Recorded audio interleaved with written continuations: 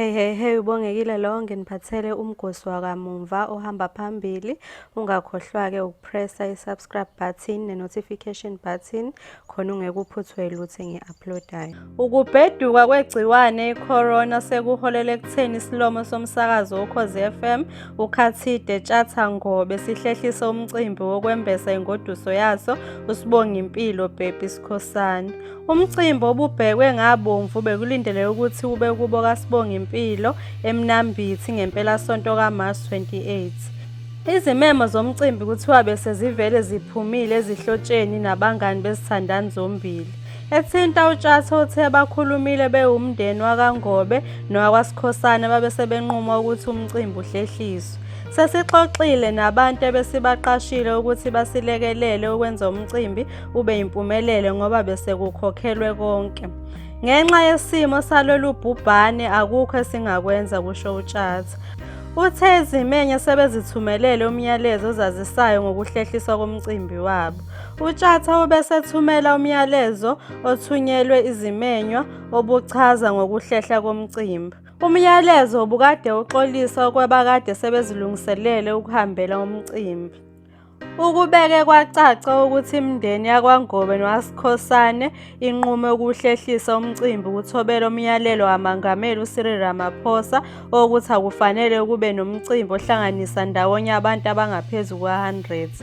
Uthe ngokwazi ukuthi umcimbi buzohanjelwa inqwaba yabantu baqoke ukubeka ukuphepha kwabantu phambili. Ngokomyalezo lesi bekungesona isinqumo esilula ukuhlehlisa umcimbi kodwa imindeni ethintekayo ibiphoqwa yisimo.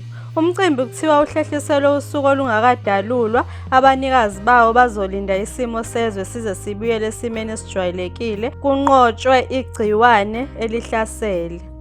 Kwenzeka lokhu nje uTjhatha uyaphuphuma injabulo njengoba ngempelasonto edlule ebuye nezindondo ezimbili emcimbini wezindondo ama-DStv Viewers Choice Awards obuse-The Dome eGoli. Uhlabane ngendondo ye-Favourite Radio Personality ne-Ultimate Viewers Choice Award njengoba ebengusaziwayo ovotelwe kakhulu. NgoLwesine ekuseni uTjhatha ukhuluma ohlelweni kaDudu Ukhozi Jabul Jule ebonga uDudu nabalaleli boKhozi FM ngokumeseka kusukela ngesikhathi kuphakanyiswa igama lakhe emcimbini. uTjhatha kubuya sengathi uzophinda ahlabane ngezinye izindondo ezimbili njengoba uhlelo lwasekuseni alwethula ngokuhlanganyela noNongcebo Mackenzie isidlo sasekuseni luphakanyisiwe emnxeni we-Best Breakfast Show.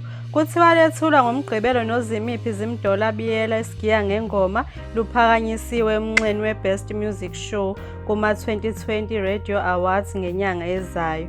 Ibamba likamphathi siteshi woKhozi FM uSibongi Ngcobo libhale ekhasini lalo ku-Twitter lihalalela ithimba lezinhlelo zombili ngokuphakanyiswa kwazo emncintiswaneni omkhulu owukomeliswa ngezindondo abasebenzi abavelele bemisakazo yakuleli.